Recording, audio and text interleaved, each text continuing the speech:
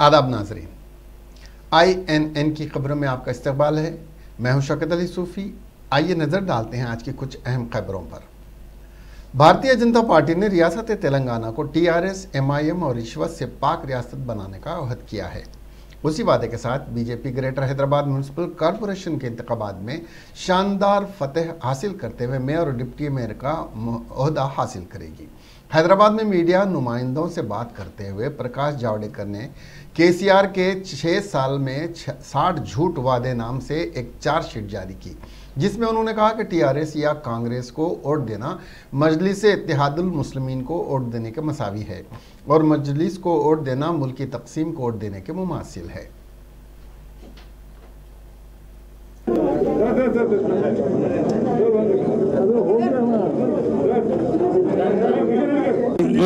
BJP का mayor बनेगा, लोगों को गुस्सा है। एक परिवार का राज चल रहा है और MIM भी एक परिवार की पार्टी है। वहां KCR है, यहां ओवैसीउद्दीन ओवैसी है, वहां KTR है, यहां अकबरुद्दीन है। तो एक परिवार की पार्टी अब बन के रह गई। हमने देख लिया पिछले 6 साल में ये पार्टियां केवल लूट करती है। तेलंगाना में एक ही विशेषता बनी है, करप्शन। और करप्शन में राज्य पर कर्जा, debt on state and asset in KCR's नेम। KCR और उनके सारे मित्र और सभी लोग, उनके एसेट बढ़ रहे और एसेट राज्य के घट रहे, वहां डेट बढ़ रहा है।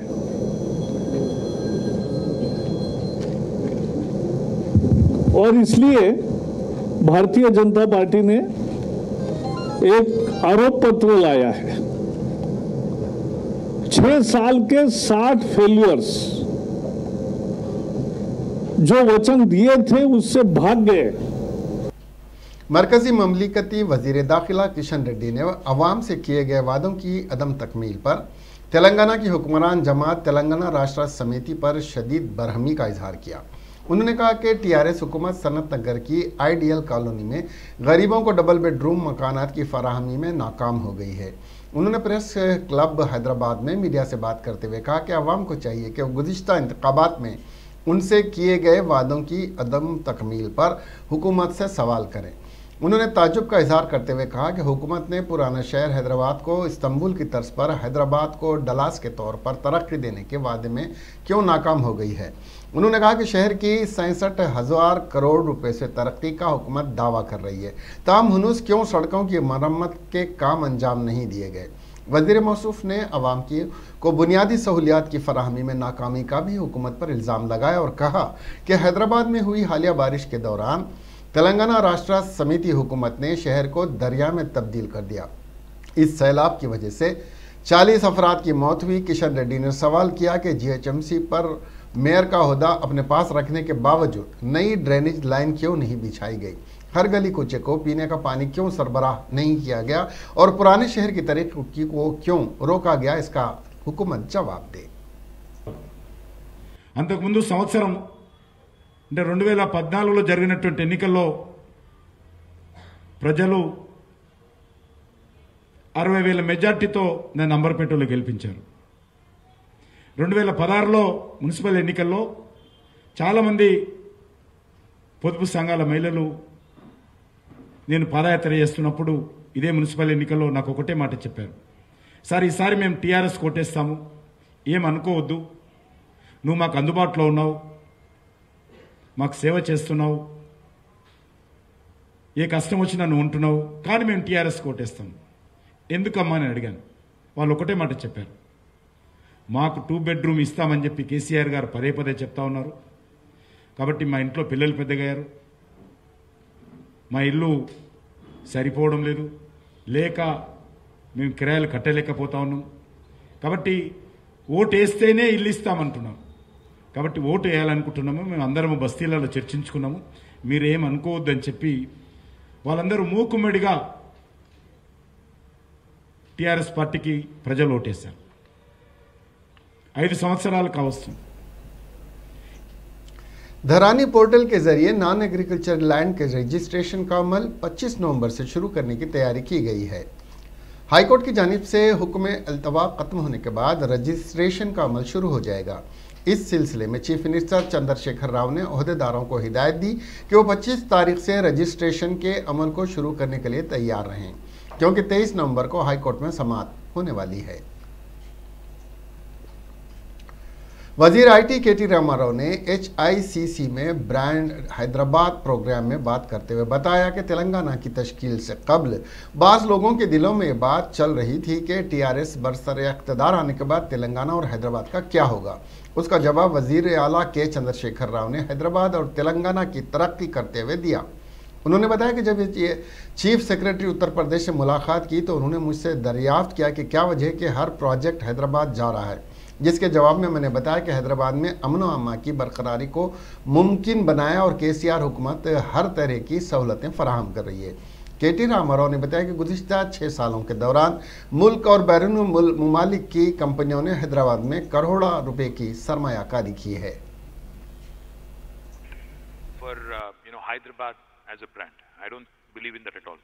In fact, Hyderabad is a city, if you think about it, which has a history of 430 years. So today, the Hyderabad that you see in front of our eyes is not something that was created in the last 6 years or in the last 20 years or last 100 years. It evolved over a period of 400 plus years. I am not a born Hyderabadi. I was not born here. Like you, I was born elsewhere. I was born in Karimnagar. Moved to Hyderabad in my 5th grade, I think it was, or 4th grade. And then ever since then, I've been here. Of course, like many of us, I've moved out. I went to Pune, I went to Bangalore, I went to Delhi for a bit. I studied in the US, worked there for a bit. So like many Hyderabadis today, I've also... all India Majlise Ittehadul Muslimeen के सरबराह व रुकन parliament Asaduddin Owaisi ने कहा कि party का GHMC में तेलंगाना राष्ट्र समिति के साथ कोई इत्तेहाद नहीं है। मीडिया से बात करते हुए ओवैसी ने कहा कि पार्टी 52 सीटों पर इंतखाबात लड़ रही है, जिसमें से बेशतर हरीफ TRS से ही हैं। ओवैसी ने मरकज़ी हुकूमत पर हमला किया और कहा कि मरकज़ी हुकूमत ने रियासत को फ़र्ज जारी नहीं किए, जबकि शदीद बारिश की वजह से हैदराबाद पानी में डूबा हुआ था। असदुद्दीन ने जुमेरात को वज़ीर आला के चंद्रशेखर राव से मुलाकात की थी और शहर की सूरत हाल पर तबादले ख्याल किया। गुज़िश्ता इंतखाबात में TRS से 99 और MIM ने 50 वार्ड्स पर इंतखाबात में हिस्सा लिया था। असदुद्दीन ओवैसी इससे कबल रियासती वज़ीर केटी रामाराव ने ये बात वाज़ेह कर चुके हैं कि GHMC इंतखाबात के लिए MIM के साथ कोई इत्तेहाद नहीं है। कैंडिडेट्स जो हैं उससे हमको अच्छा नतीजा मिलेगा और इससे कामयाबी हासिल होगी। हमारा TRS से जहां हमारा मुकाबला है वो मुकाबला है। अभी तो यकीनन हमारा कोई TRS अलायंस नहीं है। खुद यहाँ जिस वार्ड में आज हमने पदयात्रा की है वहाँ यहाँ पर TRS का कैंडिडेट है, तो यकीनन हम TRS से हमारा मुकाबला होगा। अब हैरत की बात यह है कि TRS के पावर मंत्री हम पर इल्ज़ाम लगाते कि हम क्या कहा जगदीश रेड्डी ने कि हम वो BJP वालों को कहा आप मोदी ने ओवैसी से मुलाकात की। फिर कांग्रेस वाले हम पर इल्ज़ाम लगाते और BJP वाले हम पर इल्ज़ाम लगाते। तो हैदराबाद की एक मशहूर कहावत है कि गरीब की जोरू सबकी भाभी, तो वही हाल हो गया है। तो चलता है, कोई बात नहीं, मुकाबला होगा, मुकाबला करेंगे हम और हमको पूरा उम्मीद है कि इंशाअल्लाह ताला इस मुकाबले में अल्लाह और आवाम हमको कामयाब करेगी। तो आदत से मजबूर है। BJP को ये बताना चाहिए कि 2019 के बाद से उन्होंने तेलंगाना को और ख़ास तौर से हैदराबाद। रियासती वज़ीर दाखिला मोहम्मद महमूद अली ने इस ईकान का इजहार किया कि ग्रेटर हैदराबाद म्यूनसिपल कॉरपोरेशन के इंतखाबात में हैदराबाद की अवाम फ़िरका परस्तों को शिकस्त देते हुए शहर की तरक्की के लिए TRS को वोट देगी, जो गुज़िश्ता 6 साल में तकरीबन 67,000 करोड़ रुपए से शहर को तरक्की दे चुके हैं। INN चैनल के ब्यूरो चीफ हबीब अली अल जिलानी से बात करते हुए वजीर दाखिला ने तफसीलात बयान की। सिटी डेवलपमेंट है, आपको पूरा एक एक पैसे का हम हिसाब बता सकते हैं। इसके अंदर खाली वाटर सप्लाई करने के लिए 13,000 14,000 करोड़ रुपए खर्चा हुए। ऐसे कई चीज़ों का है। GHMC का मतलब सिटी के अंदर जो आवाम को सहूलत पहुंचाते। आज देखिए, अब एक ज़माना पहले सड़कों की लाइटें गायब हो चुकी थी, जो फुट गई तो 2-2 साल तक डालने वाला नहीं था। आज LED लाइट लगाई गई पूरे हैदराबाद के अंदर। हैदराबाद के अंदर कैमरे देखिए आप, पूरे इंडिया में जितने कैमरे उसका 75-80% कैमरे हैदराबाद सिटी में है, हैदराबाद, रंगारेड्डी और आचाकुंडा के अंदर। तो एक दो हर जगह हैदराबाद सिटी जो इस वक्त ग्रोथ हो रहा है, मुझे कल कुछ लोग मिले, मुझसे बताए कि साहब सारे इंडिया में हर चीज़ का बिजनेस डल होगा, रियल इस्टेट पूरे हर चीज़ का फ्लैट वो बिकना मुश्किल होगा, पर हैदराबाद में जैसे का ऐसा कायम है। ये सब पार्टी का लैंड ऑर्डर है, पार्टी का डेवलपमेंट है, पार्टी का नहीं है बल्कि आवाम का डेवलपमेंट है। बल्दिया के अंदर जो काम करे KTR साहब, मैं अप्रिशिएट करता हूँ। बहुत अच्छा शहर है आजकल, बहुत अच्छा साफ़ सुथरा है। और इसके लिए आप देख लीजिए परसों GHMC के गाड़ियों का जो इनाग्रेशन किया गया, जो कचरा उठाने के, कहीं इंडिया में ऐसी गाड़ी है क्या? बता दीजिए कि गाड़ी 80 लाख की हो। ये कांग्रेस हमेशा, ये जब इलेक्शन आता है, अगर 24 कैरेट का सोना भी बताएंगे तो बोलेंगे साहब ये सोना है, पर 24 का नहीं है, 18 का है, 20 का है। तो हमारे दिल को मालूम है, पब्लिक को मालूम है। एक ही छोटी मिसाल बताता हूँ, सारे इंडिया में आप लोगों तो जर्नलिस्ट है, आप तो सबके ऊपर नज़र रखते हैं। हर जगह हर स्टेट में बारिश ज़्यादा हुई साहब, दिल्ली ऐसी बर्बाद हो गई, UP में ऐसी बर्बाद हुई, बिहार के अंदर बर्बादी आई, कहीं पर भी 600 करोड़ रुपए सैंक्शन करके आवाम को दिए गए। कि आप देख लीजिए, हिस्ट्री आज नहीं, आज़ादी के बाद से आज तक पहली मरतबा CM साहब हमारे ज़रा मोहब्बत करने वाले गरीबों से, वो हमेशा गरीबों के लिए हल करने के लिए बहुत आगे रहते हैं। वो हमेशा चाहते हैं कि गरीब कभी भी उनको तकलीफ आए। CM साहब को जब मालूम हुआ कि लोगों के घरों में पानी जाने से बेहद तकलीफ हो चुकी। सदर तेलंगाना प्रदेश कांग्रेस कमेटी और रुकने पार्लियामेंट N उत्तम कुमार रेड्डी ने स्टेट इलेक्शन कमीशन पर जानिबदारी बरतने का इल्ज़ाम आयद करते हुए कहा कि वो GHMC के इंतखाबात में मुनसिफाना रोल अदा करने में नाकाम रहे हैं। INN चैनल से बात करते हुए उत्तम कुमार रेड्डी ने इल्ज़ाम लगाया कि वज़ीर आला के चंद्रशेखर राव और वज़ीर बल्दी नज़्म व नस्क KT रामाराव ने अपनी इंतखाबी तशहीर के लिए हैदराबाद मेट्रो रेल के पिलर्स, RTC बस, शेल्टर्स और अवामी बैतुल खलाओं को अपनी पार्टी की तशहीर के लिए इस्तेमाल कर रहे हैं। कांग्रेस की नुमाइंदगी के बावजूद इलेक्शन कमीशन इन तशहीरी मवाद को निकालने में नाकाम रहा है। ऐसे हैदराबाद एक सॉफ्टवेयर बड़ी सेंटर होना, फार्मास्यूटिकल इंडस्ट्री का हब होना, जो भी हुआ हैदराबाद में अब तक कांग्रेस की वजह से ही हुआ है। अब BJP 7 साल में हैदराबाद के लिए क्या किए हैं? अभी कुछ लोग आ गए हैदराबाद पे, कुछ नाम भूपेंद्र यादव सुन रहा हूँ और कुछ नाम सुन रहा हूँ। वो रातों में घरों दूसरे पार्टियों के लीडरों के घरों में घुस के हम पैसे देंगे, हम ये देंगे करके बहुत ही शेमलेस पॉलिटिक्स कर रहे हैं। और हैदराबाद के लिए उन्होंने कुछ भी नहीं किया। वोट मांगने का हक नहीं है आपको। और TRS की पार्टी के बारे में जितना कम बात करो उतना अच्छा है। अब लोग कोरोना से मर रहे हैं या फ्लड्स में मर रहे हैं, अपने चीफ मिनिस्टर साहब तो सुकून से फार्म हाउस में हो गए। कोरोना में हमने बोला था ये कोविड का ट्रीटमेंट आप फ्री कर दीजिए गरीब लोगों को, आरोग्यश्री में इंक्लूड कर दिए। देखते बोल के भी समय गुजर गया। फिर ये जो बाढ़ आया था हैदराबाद सिटी में 100 लोग से ज़्यादा मरे। एक फैमिली को भी हमारे चीफ मिनिस्टर ने कम से कम कंडोलेंस के लिए, सिंपैथी के लिए उनको विजिट नहीं किया। तुम्हें वोट मांगने का हक है क्या? KCR साहब हम ये पूछ रहे हैं। और MIM बहुत ही क्लियर रूप से BJP की B टीम है। मैं सुना वहाँ बिहार में अब बिहार चीफ मिनिस्टर या सारे मंत्री। कुल हिंद कांग्रेस कमेटी के तर्जुमान और साबिक रुकन पार्लियामेंट मधु याशकी गौड़ ने BJP को भारतीय झूठी पार्टी से ताबीर करते हुए कहा कि कांग्रेस कभी किसी के वोट कटवाने के लिए मैदान में नहीं आई, जबकि BJP हर इलेक्शन में अपने मफाद के तहफ़्फ़ुज़ के लिए मुख्तलिफ पार्टियों और मजहबी जमातों को इस्तेमाल करते हुए अपने फ़िरक़ा वाराना मुनाफिरत के एजेंडे को फ़रोग़ दे रही है। मधु याशकी ने INN चैनल के ब्यूरो चीफ हबीब अली अल जिलानी से बात करते हुए इस बारे में मज़ीद बताया। हैदराबाद पुराने शहर की एक पार्टी है, उनको पैसे खिला के आधी रात को अमित शाह से मिलवाकर ओवैसी साहब ने जहाँ माइनॉरिटी मुसलमान वोट कांग्रेस और जो अन्य UPA पार्टियों के लिए वोट मिलता है चाहे वो महाराष्ट्र में कांग्रेस और एनसीपी हो, या यूपी में समाजवादी बीएसपी कांग्रेस हो, या फिर बिहार में जो आरजेडी कांग्रेस अलायंस थी, और कर्नाटका में भी वो कोशिश किया था जेडीएस के साथ मिलकर कांग्रेस की वोट कटवाने का। ये बीजेपी की साजिश है हमेशा कांग्रेस को और नुकसान को, डेमोक्रेटिक पार्टीज को नुकसान करने के लिए। इधर ओवैसी साहब को ठहरा देंगे।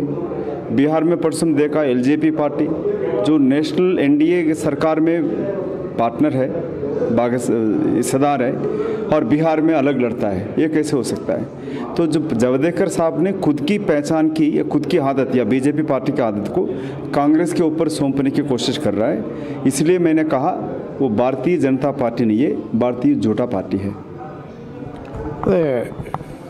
याशी साहब नहीं, उन्होंने ये बोल रहे कांग्रेस पार्टी वोट कटवा, तो वो किस तरह वोट कटवा रही है ये बताइए जरा। ये साफ झूठ बात है जो चार्जशीट की आप कह रहे हैं, तो मैं इसलिए फिर रियासती वजीर एक्साइज श्रीनिवास गौड़ ने कहा है कि टीआरएस हुकूमत की जानिब से शुरू की गई फलाही मंसूबों ने गरीब अफराद को माशी तौर पर मजबूत बनाया है। उन्होंने कहा कि टीआरएस हुकूमत जिसने माजी में हैदराबाद में मुतादिद तरक्याती मंसूबों का आगाज़ किया है, ग्रेटर हैदराबाद इंतखाबात में अपने उम्मीदवारों को कामयाबी दिलवाने के ख्वाह है। ताहम उन्होंने बीजेपी पर वोट मांगने के नाम पर फिरका परस्ती को फ़रोग़ देने का इल्ज़ाम आयद किया। वजीर श्रीनिवास गौड़ ने मुशीराबाद और एडिकमेट डिवीजन्स के सीनियर टीआरएस कायदीन के साथ इंतखाबी हिकमत अमली पर तबादले ख्याल किया। बादशाह उन्होंने मीडिया से बात करते हुए बताया कि शहर के लोग पुरअमन माहौल चाहते हैं और वो माजी के हुक्मरानों के दौर की तरह कर्फ्यू और बंद नहीं चाहते। उन्होंने कहा कि कांग्रेस माजी में बरक़ी की कटौती के लिए मशहूर थी, ताहम टीआरएस ने 24 घंटे बरक़ी सरबराह करके रिकॉर्ड कायम किया है। इस मौके पर वजीर श्रीनिवास गौड़ और दीगर पार्टी कायदीन ने मुशीराबाद में इंतखाबी मुहिम चलाई। इस मौके पर मुशीराबाद डिवीजन इलेक्शन इंचार्ज जी बाला राजू, टीआरएस कायदीन टी सोमा सुंदर, भिक्षापति यादव के अलावा दीगर भी मौजूद थे। वजीर इंडोमेंट ए इंदिरा किरण रेड्डी ने कहा कि जीएचएमसी इंतखाबात में टीआरएस 100 डिवीजन्स में कामयाबी हासिल करेगी। उन्होंने कहा कि लोगों को अपोजिशन जमातों के झूठे प्रोपेगेंडे पर यकीन नहीं करना चाहिए। वजीर इंदिरा किरण रेड्डी ने बंजारा हिल्स डिवीजन के टीआरएस कारपोरेटर जी विजय लक्ष्मी के साथ डिवीजन के मुख्तलिफ इलाकों का पैदल दौरा करते हुए इंतखाबी मुहिम में हिस्सा लिया। इस दौरान अवाम से मुलाकात की और टीआरएस उम्मीदवार को कामयाब बनाने की अपील की। इस मौके पर वजीर ने खिताब करते हुए कहा कि सीएम केसीआर रियासत तेलंगाना की तरक्की के लिए काम कर रहे हैं, जो माजी में किसी हुकूमत ने नहीं किया था। उन्होंने कहा कि वजीर आईटी केटीआर की सरबराही में शहर हैदराबाद तरक्की की जानिब गामजन है। बिला तातुल बरक़ी की सरबराही ने नई सड़कें, पानी की फराहमी जैसे इंफ्रास्ट्रक्चर को आला पैमाने पर तरजीह दी जा रही है।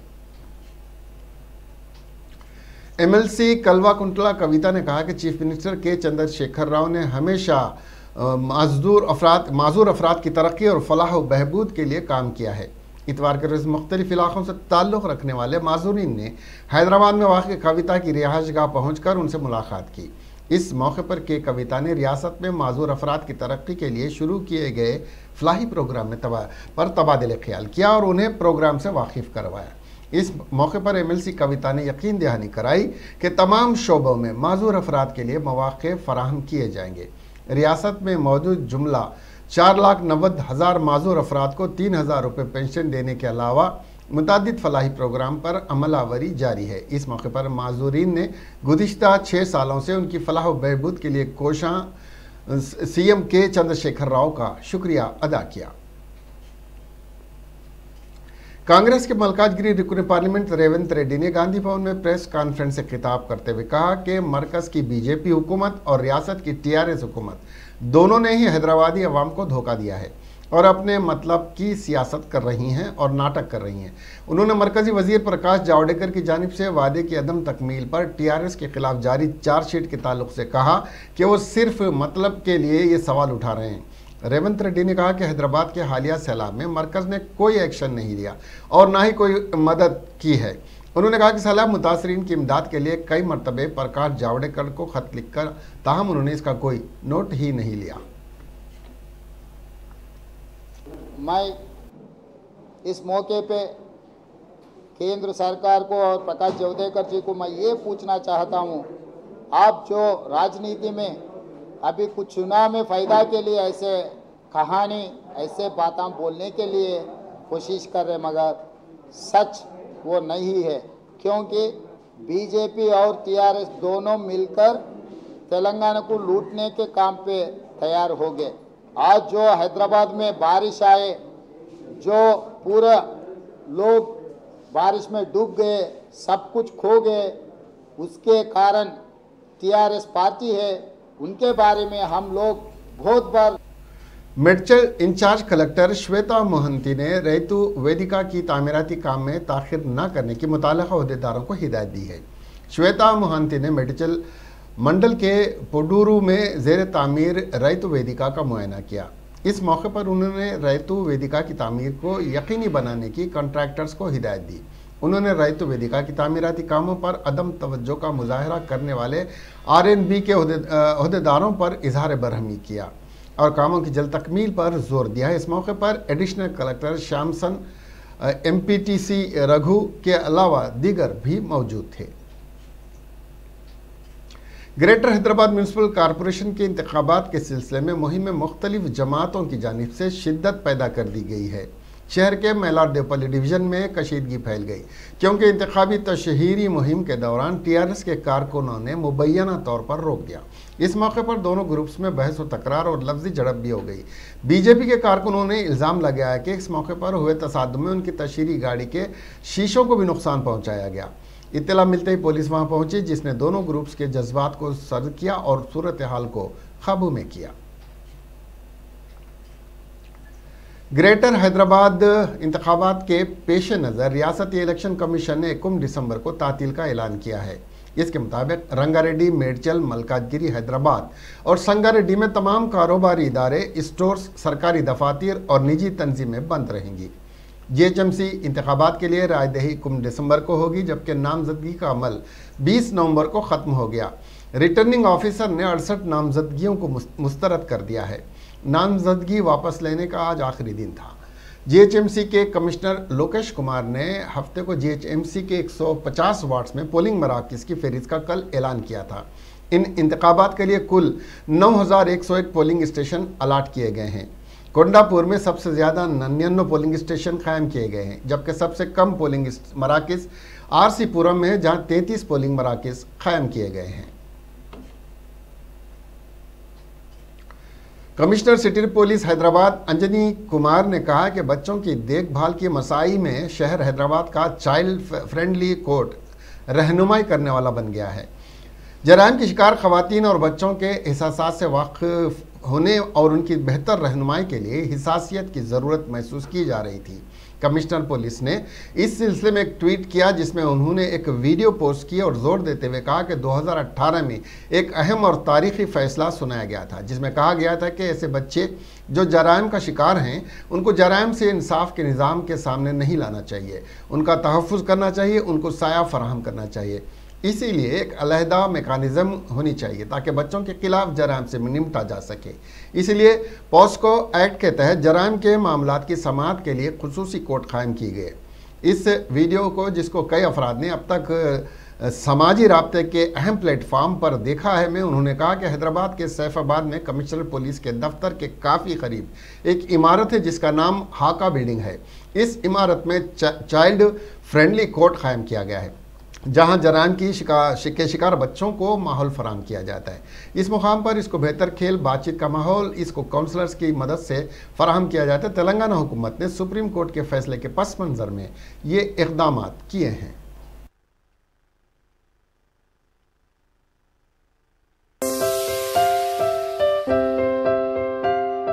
Hello friends, I would like to share another vertical of Hyderabad city. It is called the Child Friendly Court. As you know, in the year 2018, the Supreme Court of India had passed a very important, a landmark judgment. In that judgment, it was discussed that children who are victim of crime, they should not be exposed to the big world of criminal justice system. They should be protected.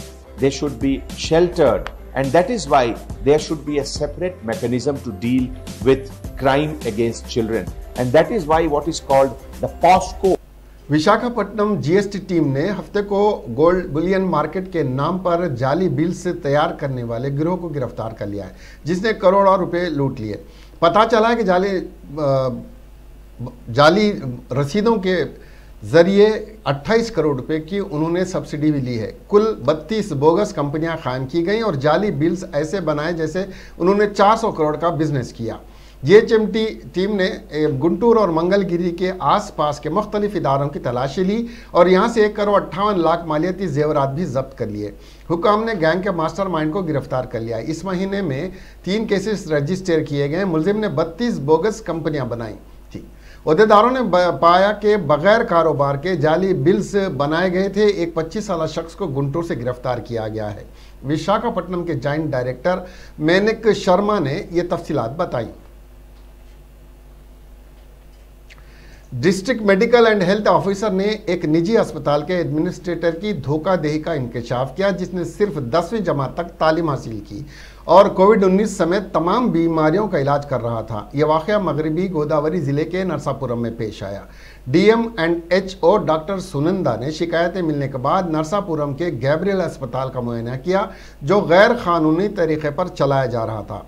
अस्पताल का administrator 35 साल Satish बहैसियत doctor तकर्रुर किया गया था। सतीश से doctor Sunanda ने certificate और इजाज़तनामे दिखाने को कहा तो सतीश ने बताया कि इसके पास पीएमपी या आरएमपी का भी सर्टिफिकेट नहीं है और उसने सिर्फ 10वीं जमात तक तालीम हासिल की है। अहदेदारों ने उसी वक्त दवाखाने का लाइसेंस मनसूख कर दिया और वहां से ताकतवर एंटीबायोटिक्स भी जब्त कर लिए। सतीश के खिलाफ हुकाम को पुलिस में शिकायत दर्ज करवाने का डीएम एंड एचओ ने हुक्म दिया। हुकाम के इल्म ये बात भी आई कि सतीश की तरह बहुत से तिबी कारोबारी अफराद शहर में मौजूद हैं। इस मामले की इत्तला मिलने के बाद बहुत सारे पीएमपी और आरएमपी अपने अस्पतालों को बंद करके फरार हो गए हैं। दुनिया भर में कोरोना वायरस का खैर जारी है और ताहाल तकरीबन 6 करोड़ अफराद इस मोहलिक वबा से मुतासिर हो चुके हैं और तकरीबन निसफ मामले 3 ममालिक अमेरिका, हिंदुस्तान और ब्राज़ील के हैं, जहां 2.5 करोड़ से ज़्यादा अफराद मर्ज से मुतासिर हुए। कोरोना से शदीद तौर पर मुतासिर अमेरिका में इस वायरस से अब तक 2,55,000 से ज़्यादा लोगों की मौत हो चुकी है। अमेरिका में ये वबा ख़तरनाक शक्ल इख्तियार कर चुकी है और अब तक 1 करोड़ 20 लाख अफराद इससे मुतासिर हो चुके हैं। अमेरिका में कोरोना से मरने वालों की तादाद 2,55,000 से तजावुज़ कर गई है, जबकि मुतासिरीन की तादाद 1 करोड़ 20 लाख हो गई है। अमेरिका के न्यूयॉर्क, न्यू जर्सी और कैलिफोर्निया सूबों में कोरोना से सबसे ज़्यादा मुतासिर मरीज़ हैं। हिंदुस्तान में गुज़िश्ता 24 घंटों के दौरान कोरोना के 45,000 ताज़ा मामले सामने आए हैं और तकरीबन 1.5 लाख अफराद मोहलिक वबा से अपनी जानों से हाथ धो बैठे हैं। हिंदुस्तान की जनूबी रियासत तेलंगाना में गुज़िश्ता 24 घंटों के दौरान कोविड-19 के 873 मामले दर्ज किए गए, जिसके बाद रियासत में मामलात की जुमला तादाद 2,63,000 हो गई है। हालिया दिनों के दौरान रियासत में मुस्बित मामलात में कमी दर्ज की गई है। रियासत में बहैसियत मजमूई अमवात की तादाद बढ़कर 1,430 हो गई है, क्योंकि गुज़िश्ता 24 घंटों के दौरान मज़ीद 4 अमवात हुई हैं। तेलुगु रियासत आंध्र प्रदेश में गुज़िश्ता 24 घंटों के दौरान कोरोना वायरस के 1,160 ताज़ा मामले सामने आए, जिसके बाद मुतासिरीन की मजमूई तादाद 8,61,000 से तजावुज़ कर गई है। बॉलीवुड की साबिक अदाकारा सना खान ने गुजरात के मुफ्ती अनस के साथ निकाह कर लिया। सना खान ने कई मशहूर फिल्मों में काम किया, जिनमें काबिल जिक्र जय हो, टॉयलेट, एक प्रेम कथा शामिल हैं और वो बिग बॉस 8 में देखी गई। लेकिन जारी अक्टूबर को सना खान ने अचानक फिल्मी दुनिया छोड़ने का ऐलान किया था। साबिक अदाकारा ने इंसानियत की खिदमत करने के लिए बॉलीवुड छोड़ने की वजह बताई थी। इसके बाद अचानक सना खान ने आज मुफ्ती अनस से सूरत में शादी कर ली। सना खान ने अपनी शादी की इत्तला इतवार को इंस्टाग्राम पर अपने एक पोस्ट के जरिए दी, जिसमें उन्होंने मुफ्ती अनस के साथ तस्वीर भी पोस्ट की और लिखा, हमने अल्लाह की रज़ा के लिए निकाह किया है। हम दुआ करते हैं कि अल्लाह ताला हमें दुनिया और जन्नत दोनों जहान में साथ रखे। अल्हम्दुलिल्लाह। शादी की वीडियो में सना खान सफ़ेद रंग का उरूस लिबास ज़ेबतन की हुई नजर आई, जबकि इंस्टाग्राम पोस्ट में वो लाल रंग का उरूस लिबास ज़ेबतन की हुई थी, जबकि मुफ्ती अनस सफ़ेद रंग के कुर्ता पाजामे पर शेरवानी ज़ेबतन किए हुए थे। एक और वीडियो में जोड़ों को केक काटते हुए भी देखा गया।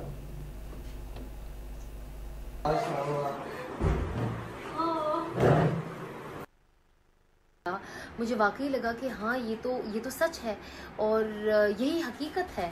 और इस साल मैंने इस चीज़ को बहुत बार सुना और उस पर अमल करने की बहुत कोशिश की और अल्हम्दुलिल्लाह उससे मेरी ज़िंदगी में काफ़ी तब्दीली आई। तो मैंने सोचा ये मैं आप सबसे भी शेयर करूं। शायद ये चीज़ को हम जानते होंगे, आप भी शायद मैं कहूँ तो आप इसे जानते होंगे, लेकिन कभी कभी जब हम उसे। इसके साथ ही ये खबरें यहीं ख़त्म हुई। अब हमें दीजिए इजाज़त और देखते रहिए INN चैनल। शब बखैर।